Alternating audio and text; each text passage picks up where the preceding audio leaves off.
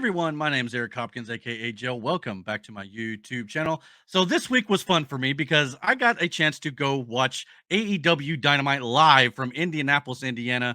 It was a fun show. I ain't gonna lie. It was probably one of the better shows I've seen in a little while. Obviously, March I thought was a great month for AEW. They had a about a 3 week span there where they had a just stellar show week after week after week. And I thought this show, especially after last week, I wasn't a big fan of it. I thought this show definitely made up for it in spades, and it was definitely star-studded top to bottom, as it was the go-home show for AEW Dynasty coming up this Sunday. Now, going forward, as I mentioned on the WWE recap show I did on, I guess it was Tuesday morning, going forward, AEW, I'll be doing a weekly recap for both companies, one on Tuesday morning for WWE and one on Thursday mornings for AEW. Now, this show is obviously dropping on Friday morning because I did go to Dynamite Live, so I wasn't able to record at my normal time after coming home from the show because it was really late, and I wasn't going to record a big, long recap video for that. But moving forward, the AEW recaps will be here on Thursday mornings as long as I'm not going to any of these shows or whatnot. But this is a lot easier for me because there's a lot of pro wrestling to cover, and I feel like this is the best way to do it. Just take the big stories, the big news and things like that, and talk about them in one relatively short video. I want to keep these to about 25 to 30 minutes so it's not overly long for you guys as well. But like I said, this was a fun show. And for me, it was my first AEW Dynamite experience. This is kind of a little bit of an idea where I was sitting a little bit closer to the stage than I originally thought. This is not AEW's fault or anything like that, but Ticketmaster kind of, it looked like it was like maybe a little bit closer to the ring in between the stage and the ring. But apparently we were a little bit closer to the stage than I thought, but we still had a good time. It was still a lot of fun. There was a little bit of a visual obstruction there. There was a spot where I don't know if you can see it at the bottom of the picture here. There's a bunch of lights that were on a table, almost kind of elevated a little bit, so I guess it wouldn't block the lighting visual. But they were kind of directly in our eye line a little bit. So from my seat here, it's kind of hard to see a part of the ring. But I was able to kind of lean around and I was able to kind of look above, so I was able to see everything was going on. But next time, I'm sure I will definitely try to probably get a little bit better seats for sure. But for my first AEW experience, I had an outstanding time, and I highly recommend you guys go check out AEW if you've not done so. I know there's a lot of tribalism right now and negativity in the world of pro wrestling, but AEW, it felt like going to a Raw show. It was that much fun. The crowd was live, it was hot, it was loud. They were alive for everything going on all night long. But yeah, granted, they're not as big as WWE crowds right now. I understand that. And there's a lot of negativity online about how, AEW can't even fill up a full arena and WWE's selling out week after week, 15,000 people. That may come down a little bit after WrestleMania, first of all, number one. Number two, to compare AEW and WWE attendance in general, and this, I know it's going to sound to a lot of people as like a cop out or an excuse, but it's apples to oranges. You got one company who's been around 40 plus years and is white hot right now. And then you've got a startup company that has been around for 5 years already. And I mean, to say that they should be filling out 16,000 seat arenas or whatnot is just unrealistic. Yes, they do great pay-per-views, and they've had good big crowds like at All In last year, which was reportedly around 81,000, give or take. I mean, it's probably not the accurate number. Both companies fudge numbers. But all these pictures online talking about how, well, AEW, yes, sometimes they have a hard time filling the hard camera side. I understand that. But WWE's had that in the past as well. So let's be fair here, guys. The negativity, and as you can see in this photograph here that I took from my seat of the side that was on camera, yes, the top section is not in use. The balcony section above the video strip there is not in use. Understandable. But the entire lower bowl was pretty well full all the way around. Now, the hard camera side, there were a few seats that were open, but there were people in the hard camera side too. It wasn't completely empty. And you'll see here in a little bit when I show you a picture of John Moxley that you can kind of get an idea what was going on over there too. But it was a fun show, 3,000 plus and a smaller arena, which is what I think AEW needs to be focusing on moving forward for a while until they're able to build a fan base to kind of compete more on WWE's level. But that may never happen because WWE's got such a long-standing history. AEW will probably always be behind them, and that's perfectly okay. AEW is still very successful, as it was just reported by Forbes. When it comes to combat sports companies, AEW is ranked number 3 behind the UFC and WWE. Now, UFC obviously is worth 11.3 billion, I think it said, and WWE is worth about 6.8 billion. But AEW is right behind them with $2 billion. So for again, a company that's only been around 5 years, that's very good. There's nothing wrong with that. It's just I just can't stand people when they want to criticize one company or the other because it's not their team, so to speak. Now, you could do that in football. I mean, I'm a Colts fan, and it's kind of funny too because Tony Khan come out and spoke to the crowd, which he does at every show. I understand. But he was talking about the NFL draft coming up in a week. And he asked if everybody here in Indianapolis was excited, and and of course we all cheered for that. Then he goes, "I guess you guys ain't big Jacksonville Jaguars fans down here, though, huh?" And so it was a fun little moment. He got a couple boos out of that one, no doubt about it. But his dad does own the Jacksonville Jaguars, and he also helps out in the draft war room and things like that. So I'm sure he'll be involved as AEW Dynamite is from Jacksonville next week because they got to be in town for the draft. So it makes sense. But yeah, I mean, it was just a little bit of a fun moment there with Tony Khan, kind of, a little bit of that AFC South division rivalry going on. So it was a lot of fun. I don't hold that against Tony. I think Tony's a really nice guy, and I think sometimes that is to his detriment a little bit because this is a cutthroat business, and if you're going to be a nice guy in professional wrestling, it's hard to get all these egos and things like that. They just don't. The nice guys finish last in a lot of ways in this world, and in Tony Khan's case, I think he's doing a great job, and his company is successful, and it sounds like we could also be getting a streaming deal, which I know has been a big news story that we've been waiting on for a long time, but I know they're talking about that could be coming down sometime this year, so I'm looking forward to that. I hope that will continue. And AEW success, hopefully they'll continue to grow and learn from their mistakes too. They're going to make mistakes. I think WWE and AEW both have similar problems, but from completely different sides of things. A buddy of mine put it best. He said that WWE has great organization, great story, great build-up and drama, but then sometimes they have terrible matches and horrible payoffs at the end of it. Not always. Sometimes the matches are good, but other times they're just boring or it's all overbooked and things like that. See WrestleMania. But then AEW's got another problem where the structures as the organization behind the scenes is not as well structured, but they have great wrestling, and sometimes the story's not as good. Absolutely, but it's not like AEW doesn't have stories at all. They do tell stories. But however, there is one match coming up on AEW Dynasty this week, which I'll get into in just a minute. I do feel like the story department has not been really well done. So there are things that both companies could definitely improve on. That's the way it's always going to be, no matter how good these companies are. There will always be something that both sides can do to improve their product. That's just the way it is. You're never going to have perfect products either way. So the fact that the fan base want to tear each other down and destroy each other, it's just not accomplishing anything. And the hashtag just enjoy wrestling has been going around for a long time. I fully agree with that. Let's just stop with the negativity.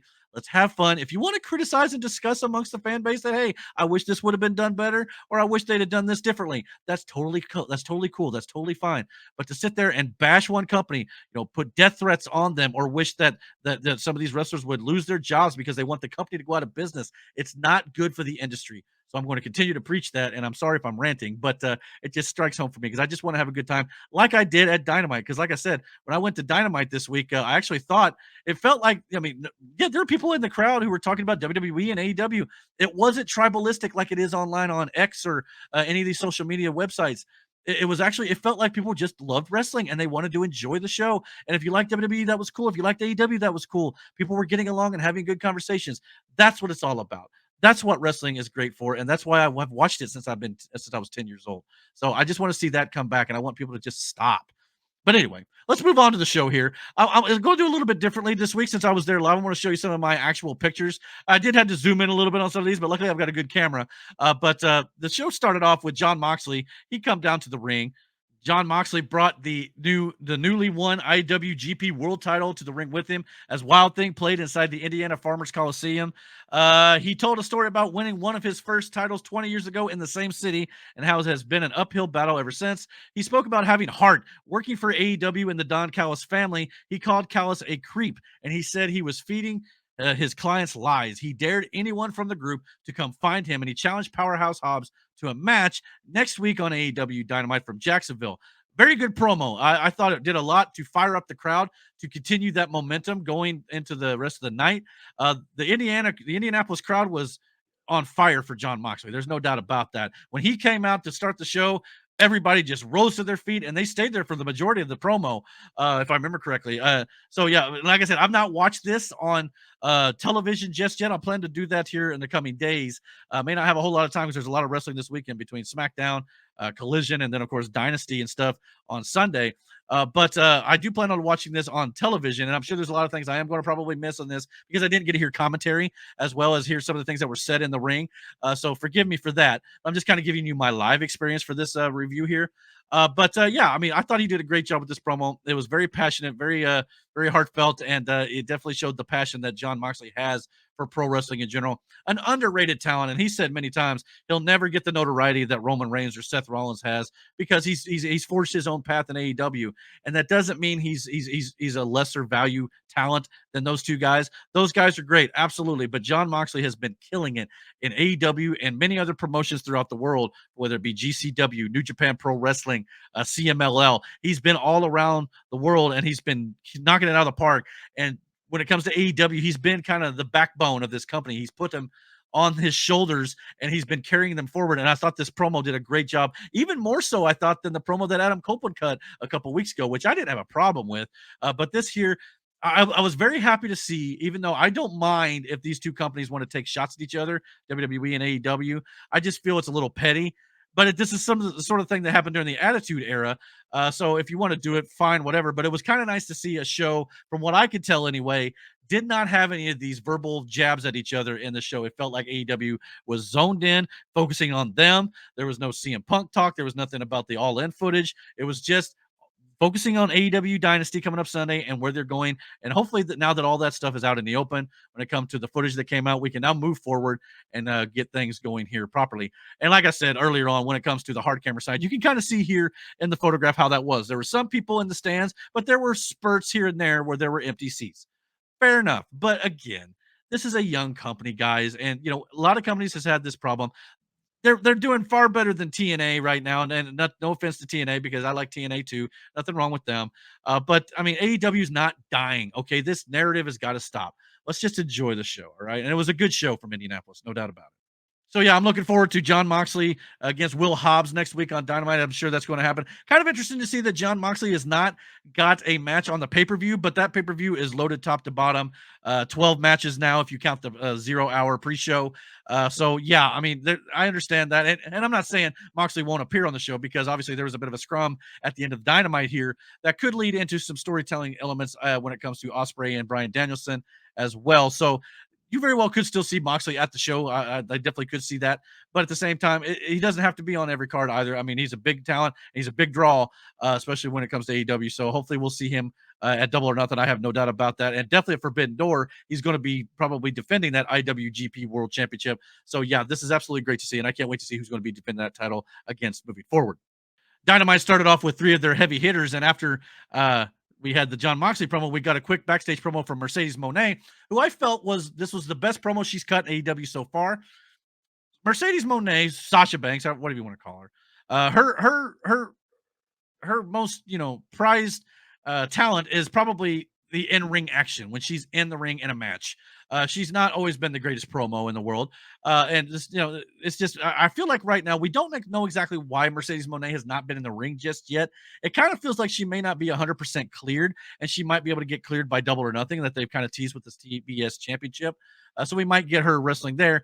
And a lot of people are complaining that she may, why would she be getting a title match at Double or Nothing without earning it in AEW since they have the ranking system? I understand that criticism, and that's totally fair. But I kind of wonder what this might actually be Mercedes Moné and Willow Nightingale at Double or Nothing without the title, which I'll talk a little bit about that, I guess, here in a little bit. But I kind of feel like it's going to be maybe, Chris Statlander versus Julia Hart. I'm not totally sure. We'll have to wait and see. But it could very well be Willow Nightingale winning the title on Sunday and defending it against Mercedes. But in that regard, I understand the criticism. It would be the same way I have criticism for CM Punk if he were to come back to WWE and not earn his way to face Drew McIntyre or whoever's holding the world heavyweight title at that point. So you should just have Punk come in and just get a title shot because he's CM Punk. Same way here with Mercedes. So I understand the criticism. So we'll just have to wait and see. Maybe they're not going to do that. Maybe Mercedes Moné is actually going to get in the ring between now and Double or Nothing. We don't know just yet. I actually thought that Mercedes Moné could actually get in the ring in this tag match that was a mixed tag between, it was supposed to be Edge and Willow Nightingale versus Brody King and Julia Hart, but Willow Nightingale was jumped in the back by we don't know who at this point. We're assuming it's the same attacker that jumped Mercedes Moné when the lights went out last week. But since Willow didn't come out for that match initially, I thought that maybe Mercedes Moné was going to come out and maybe help Adam Copeland here, which she did do, but it was after the fact that Willow mustered up enough strength to come out and complete the match here. This match kind of started with Julia Hart watching on with a smile as King decimated Adam Copeland in the ring before the match got underway after they showed the video of Willow Nightingale being attacked on screen. So that led a lot of people to think, well, Julia Hart must be the one behind the attack on Willow Nightingale. I'm not so sure of that. I actually think Chris Statlander may be the one who took out Willow Nightingale, especially after we saw that one clip of Trent after he turned on Orange Cassidy going up to Chris Statlander whispering something in her ear. She kind of had a little sly smile about her. And I noticed this week, Chris Statlander's hair was dyed black more. So could we be heralding a heel turn for Chris Statlander? I don't know. We'll just have to wait and see. But I could possibly see her costing Willow Nightingale the TBS title here. I don't know if that means you would have a heel Chris Statlander against a heel and Julia Hart for the title moving forward, or if that means, maybe she would just be involved with Mercedes and Willow somehow in that kind of that triangle storyline going on there. I don't know. But I could definitely see her costing Willow Nightingale the title and maybe having Mercedes come to Willow's aid, actually. I don't know. Well, there's a lot of things they could do with it, so that's why I'm intrigued by it. So again, this story they are telling stories here.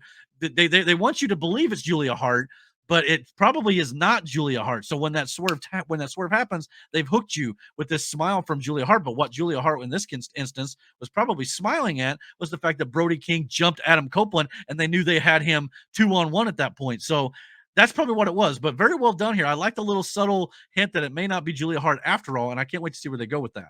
After Willow Nightingale eventually made her way out to ringside and made a tag before taking Brody King down with a crossbody and a cannonball, which was fun to see, by the way. Willow Nightingale getting physical against the big man. That was really cool.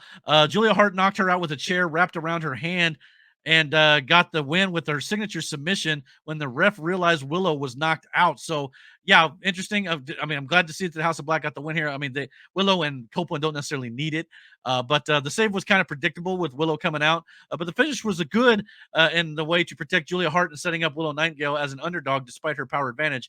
Now, the fact that Julia Hart got the upper hand here definitely leads to the fact that Willow may be winning the title. We'll have to wait and see. After this, Mercedes Moné came out with a chair and drove away the House of Black.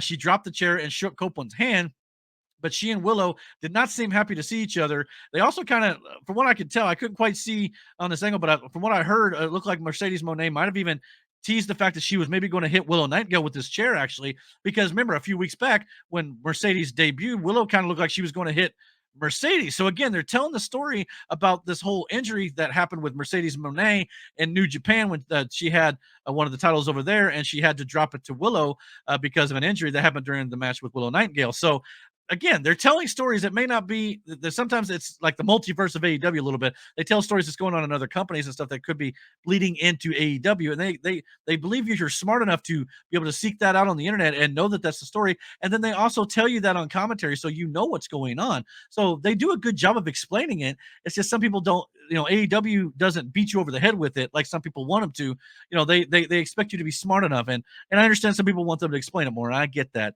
But at the same time, I think they're doing a pretty decent job of it if you're being fair about it. This was just another fun, great shot of Edge I got coming out to the ring. Obviously, like I said, we were pretty close to the ramp, so we got a lot of interactions from them when they came out on the ramp, and we were definitely close enough to feel the heat off the pyro. I'll tell you that much. Woo! I can't imagine how hot it is for those guys on the stage, those guys and gals out there. It's crazy to me. I remember going to SmackDown one year, and there was a bunch of the ring posts that were lit up with the pyro for Kane, and I was in the third row ringside, and I felt the heat off that. I'm going, man, I never expected that to be that hot. I mean, I don't know why I didn't. It's fire, but at the same time, it's always amazing to me, and it's much louder in person too. It's insane, especially when you're right there near the stage. But it's definitely part of the experience. Bring your earplugs, ladies and gentlemen. But it's always kind of fun to see people around you jump a little bit, and even a couple of them got me too. Yeah, I mean, it had the camera. When Edge come out, you know how he kind of hits both sides of the stage and kind of fires up the crowd. If the camera had not come up from underneath Adam Copeland on the floor, or Copeland, I know I keep calling him Edge. It's hard to get used to that. But had he come up from behind, you would have actually seen us on camera. Unfortunately, It wasn't meant to be, from what I understand. But at the same time, it was just great to kind of be there because we got a lot of interaction from the wrestlers when they came back from the matches, when they kind of walked off from the side of the ramp and they kind of walk away on the outside of their stage. So we got a lot of cool interactions there from them, kind of coming up and shaking hands and things like that. So it was a lot of fun to see that. Very personable, very fun to see because a lot of people don't see that sort of thing when you watch it on television. It's stuff that they do for the fans live that really makes going to a live show worth seeing and paying your money to go see, especially house shows because they interact with the crowd a lot more. So it's a lot of fun to go see them live, no doubt. And I definitely recommend AEW. Had a lot of fun, much like I do when I go to WWE shows. I've gone to many Raw shows. I've been to pay-per-views for WWE. This being my first AEW experience, it's highly recommended. Next up, we had the Elite versus Pac, Penta, and Daniel Garcia.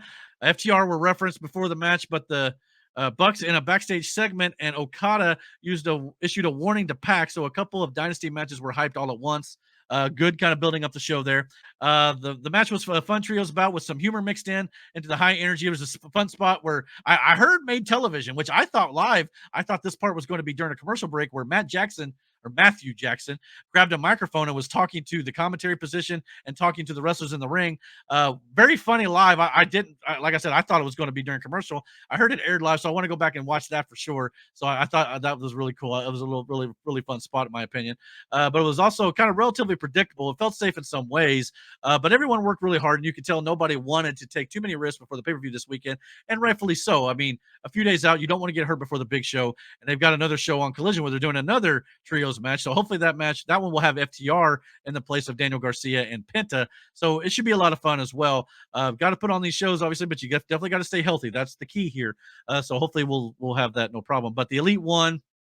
But after the match, they continue to attack everybody with a ladder to kind of, again, so the fact that the match against FTR at the pay-per-view is a ladder match, they put Garcia inside a ladder for a splash, but Pac saved him with that bell hammer. Kind of expected FTR to come out here. Didn't get any FTR on this show, but that's okay. The people who we didn't get on the show live, which I was a little disappointed by, was Bryan Danielson, especially FTR and Eddie Kingston, all of which have matches on Sunday. But Bryan Danielson especially, and I'll talk about this when we get into the Ospreay match, but interesting that he wasn't on the go-home show on Dynamite for sure, but we'll see him on Collision, and hopefully they'll do a go-home angle there. It's a go-home show for Dynamite, but people got to remember there is one more technically go-home show, which is Collision, but Dynamite is their bigger show, so you would think that maybe he would have been on here, but we also had a good go-home angle on this show for the title match, so I can understand maybe why they wanted to push to Collision. After this, we had a segment with Hook and Chris Jericho.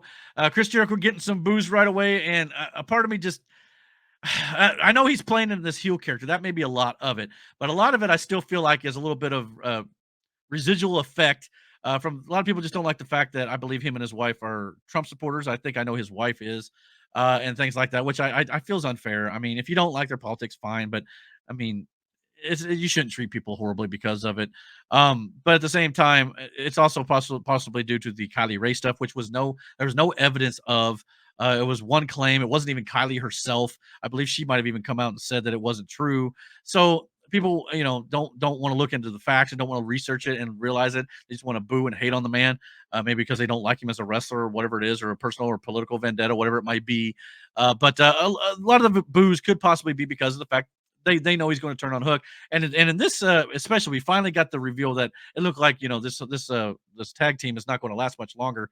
Clearly, as they set up a match for Dynasty here, Jericho and Taz were out first, but Hook made his way out for their meeting. The crowd booed Jericho, as I said, as he tried to talk to Hook about why he needed to listen to him. It almost feels like Jericho is playing the CM Punk character, kind of like in real life, like he. Again, I'm not judging Punk, even though I don't agree with some of the stuff that he's said and done over the last few months for sure, especially when it comes to AEW. But it feels like, and I'm not saying this is exactly Punk, but if you want to take it this way, it's like a character who feels like he's better than he is, feels like he should be respected, and you should listen to his ideas and his advice. And if you don't, he's not going to like you, and he might lash out.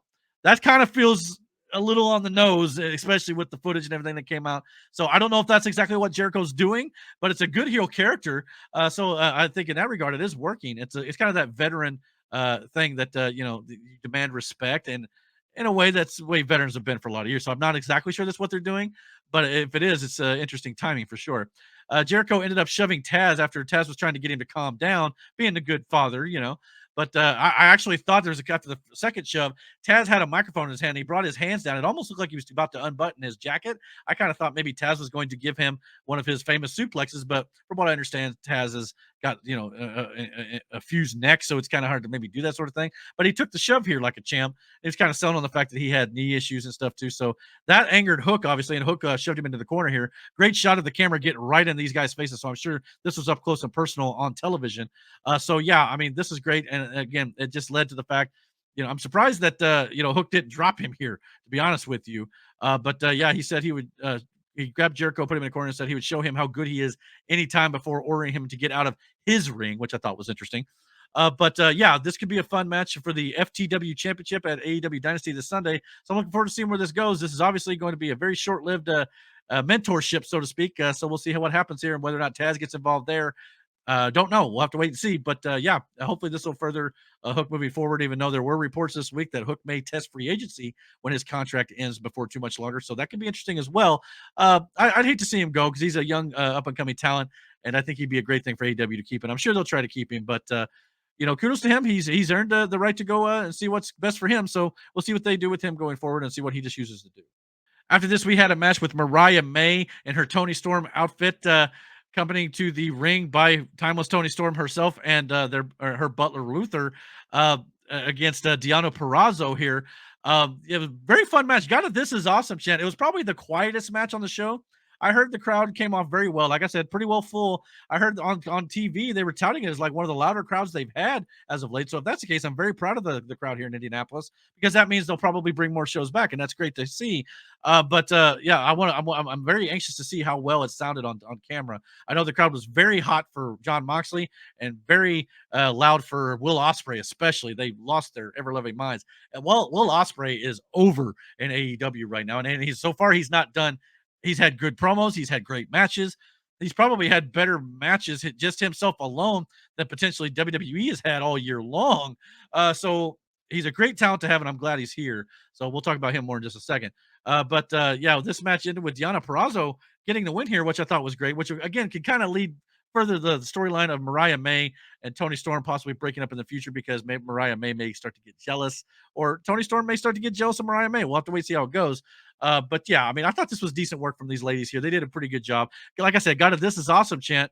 There was a couple other matches who got one as well. There's even a fight forever chant during the Ospreay match with Claudio Castagnoli. Yeah, this was fun here. Thunder Rosa made the save after Tony Storm and Mariah May continued to attack her after the match. Rosa and Purrazzo almost got into a fight too, which I don't quite understand why Deonna Purrazzo is kind of mad at Thunder Rosa here. I mean, she's done nothing but try to help her here. Maybe it's jealousy, the fact that she was unable to get the job done against Tony Storm at the last pay-per-view. That's possible. But to me, it just kind of feels like I don't understand why Purrazzo is doing that. So that part doesn't make a whole lot of sense to me, unless there's something I've completely missed here. And if it is, comment below, let me know. But I just I don't understand that. But I don't necessarily think Thunder Rosa is winning the title at AEW Dynasty either. I feel like they're just not ready to take it off time with Tony Storm yet. I don't know who will be the one to dethrone Tony Storm. Maybe Mercedes down the line. We'll have to wait and see. But she's kind of going after the TBS title, so I don't know. The segment ended with Thunder Rosa, putting all this makeup on Tony Storm and leaving her in a big makeup-filled mess here with lipstick all over the place. And I believe from what I've read on reports where I guess Thunder Rosa said, "Where's the shoe?" So, good line there from her if that's the case. Like I said, I go back and watch it. But like I said, I thought this did a good job. Just good to see Thunder Rosa back in the ring after all the injuries she sustained to her back. And I know the medical staff talked about how she probably never wrestle again or shouldn't wrestle again. Good to see that she's able to do that, but hopefully she'll take care of herself and especially for her well-being in her personal life in the long run. That's what really matters. After this match, we had an impromptu match between Orange Cassidy and Shane Taylor Promotions. Shane Taylor himself, actually. But it was kind of a 3-on-1 situation to a degree because Orange Cassidy, obviously, his best friends, or at least Trent in particular, turned on him. We don't know exactly where Chuck Taylor stands in this whole thing yet. But it kind of boiled down to, we had Matt Sydal and I can't remember who the other guy, I think it was Christopher Daniels, come out to try to help Orange Cassidy. And of course, Trent Beretta kind of cut him off at the pass to allow Orange Cassidy to get beat down by Shane Taylor Promotions here with Anthony Ogogo laying a shot in on his ribs, I believe. It might have even been a knockout punch to the face. I couldn't quite tell. But yeah, I mean, again, this kind of just builds the feud further between Trent Beretta and Orange Cassidy, which I'm sure we'll get a match for at some point. It's not happening at the pay-per-view. It's subtle. It's not like over the top dramatic storytelling like the Bloodline would have on SmackDown or something like that. But it's still storytelling. It's not like they aren't telling stories. Again, this is a smaller story on the card, but again, it was a match to kind of get us to the main event. I don't know if I put it in the death spot, but it was definitely something to kind of again further the feud, further the storyline slowly, and continue to build it at a slow pace, not just rushing right to the finish. So in that regard, I applauded it. And it was always good to see Orange Cassidy. I thought it was really cool. I mean, I know he gets a lot of flack for his gimmick of pockets and things like that, but I find him entertaining. And the guy can go when he really wants to be serious about it. So you got to give him credit when it comes to getting that gimmick over, as well as the fact that when it does come time to get serious and actually put on a great wrestling match, he can deliver in spades. So that's why he gets all the love he does from Tony Khan and the locker room in general. After the Orange Cassidy match, we had the main event of Will Ospreay versus Claudio Castagnoli. Like I said, when Will Ospreay come out, the place absolutely went bananas. Will Ospreay is over. Like I said, this guy, to a lot of fans, probably came out of nowhere. But obviously, if you've been following his career in New Japan, the dude is uber talented. He's one of the best wrestlers in the world, if not the best wrestler in the world currently. And it's a big coup here for AEW to get him. I know a lot of WWE fans like to say, "Oh, well, nobody knows who Will Ospreay or Kazuchika Okada is," and things like that. Or they got Mercedes Moné, they didn't need her anymore in WWE. It's just that tribalistic stuff that I'm sick of. But at the same time, this was just a lot of fun here. Claudio and Will Ospreay. This is actually a last minute ticket purchase for me to go to AEW Live this week. Once they announced that Claudio versus Ospreay was going to be on the card, when TK put that on his X account, I looked at that on my lunch break at work and I go, ooh, I may have to go now because that to me was a major draw, and that announcement alone earned a ticket price for me. So yeah, and these guys, in my opinion, delivered in spades. I thought the match was absolutely stellar. A lot of great spots. Claudio starting it off from the jump here with a big European uppercut. I was like, well, there's no way this match is any, but it was still great to see him fire right out of that corner and hit that big uppercut, which he loves. And to be fair, Claudio Castagnoli's European uppercuts are the best European uppercuts I've seen in wrestling, outside of maybe like William Regal back in the day. But and it makes kind of sense here because William Regal used to kind of mentor the Blackpool Combat Clubs too, so it kind of made a lot of sense here. The aerial assassin tried to hit a Hurricane Rana, but the powerhouse caught him and hit a backbreaker. Big power there from Castagnoli. These are two of AEW's most versatile performers, but for different reasons. Both are quick, strong, and technically sound, but Will Ospreay has superhuman agility, while Castagnoli has superhuman strength.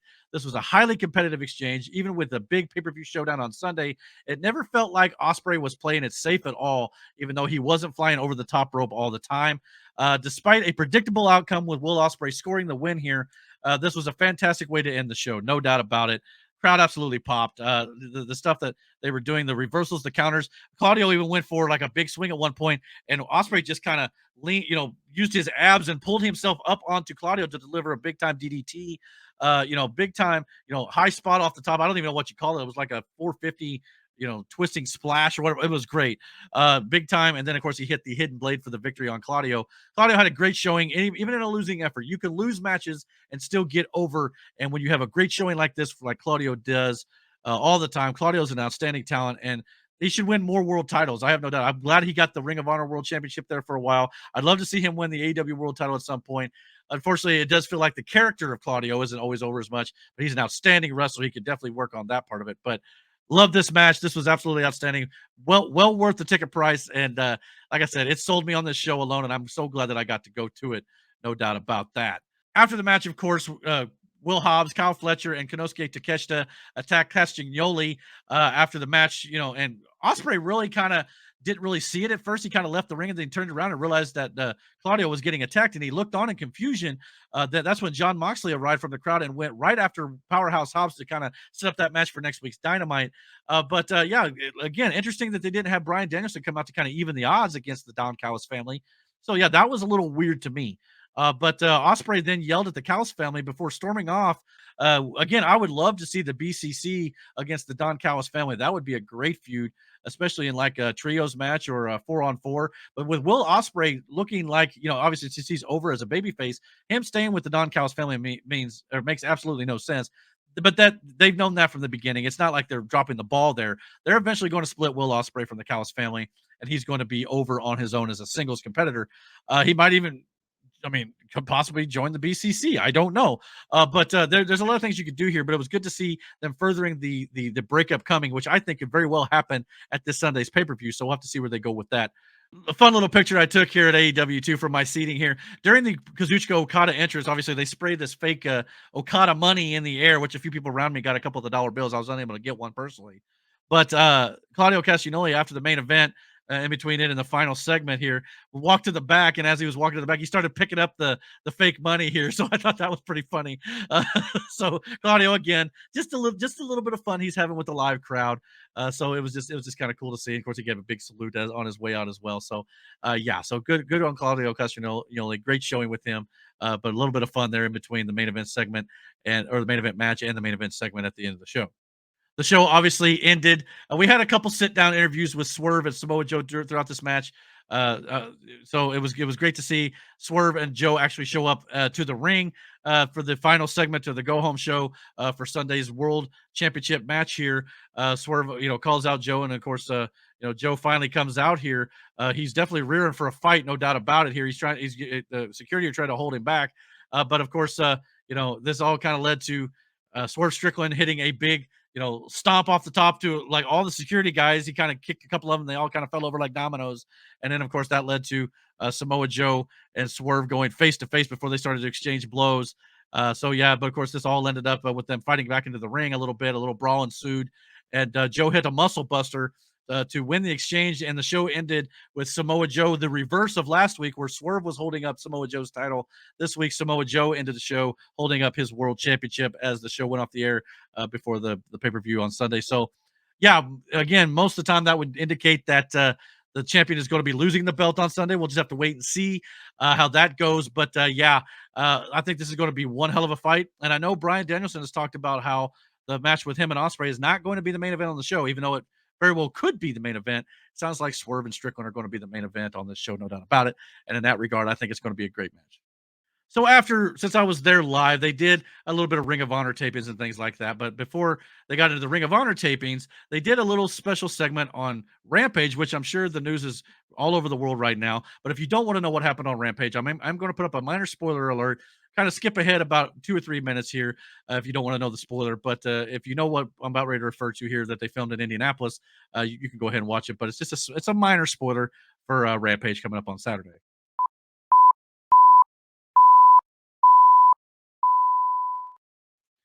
So yeah, what basically they did here was they brought out the Cool Hand Angelo Parker, and of course they're doing this story on Rampage about how he and Ruby Soho were in a relationship, and then of course Saraya and Zach Knight had kind of put a stop to that, and Ruby Soho said she had to walk away because she didn't want to get involved in this, and a lot of people just thought, well, it's because she's conflicted because she was friends with like Saraya and things like that, even though that they basically turned on her and they've been at odds with each other as well.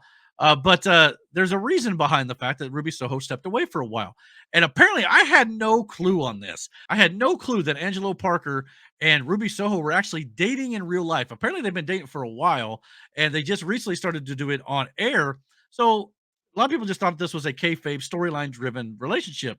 Well, apparently, since they were in Indianapolis, Indiana, they decided to drop some news here because people need to remember that Ruby Soho is from Lafayette, Indiana, which is not too far from Indianapolis. So they decided to drop the news that Ruby Soho stepped away because she is in fact pregnant. So yeah, apparently Angelo Parker and Ruby Soho, a legit real life couple, are about to have a baby. So congrats to both of them. I understand why they did it here in Indianapolis. It makes total sense to do it in front of a home crowd ish in her home state. So that makes a lot of sense. And so you do that, and you can air it on Rampage when it goes live this week. You could air the segment or highlights from the segment or whatever you want to do. But it also explains how and why the Ruby Soho will not be in the ring anytime soon. But when I originally saw this, I didn't know they were actually a couple. And I'm thinking, boy, if you're really not a real life couple, that's a strong storyline to get into. You got to play that out, son. You say that she's pregnant with his baby. They've got to really continue that well. And apparently, since it's real life, no problem there. But at the same time, at the beginning of it, I'm going, boy, that's a bold move, a bold choice. But it was good to see. I'm happy for both these guys, and so I'm happy. The happy couple hopefully will have a wonderful bundle of joy coming up before too much longer. Can't wait for them, and I'm so excited to see that. So yeah, all things considered, this was a fun show live, and I think we're going to have even funner show on Sunday. This card for AEW Dynasty, top to bottom, as AEW pay-per-views always are. They're great and they're a lot of fun to watch. There's going to be a lot of great storytelling. Now, like I said, the one match in this entire card that I feel like has not had the best story build is, in fact, Bryan Danielson versus Will Ospreay. It's mostly been based on the respect factor. Can you one up me? Can you top me? And they've only kind of came face to face once on a ramp when Will Ospreay was leaving a match and Bryan Danielson was coming down. I would have liked to have seen them build that more as a story. I totally understand the criticisms for that. So if you're going to do that, yeah, this is going to be a great dream match, no doubt about it. But I would much rather see more story driven when it comes to a big marquee match like this. So in that regard, I understand the criticism that AEW gets here. But overall, like I said, it's going to be a stellar card, top to bottom. I'm looking forward to watching it. It's going to be a lot of fun. AEW always delivers on their pay per view. So regardless of what you thought of the build, the pay per views are always going to be great so far. And I've not seen a bad pay per view from AEW yet. They've had a couple of them that weren't great. The exploding death match that didn't go off very well was one of them.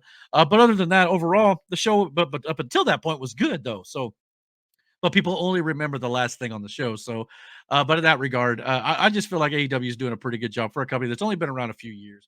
So I highly encourage you to check them out. If you're watching this, obviously you probably watch them.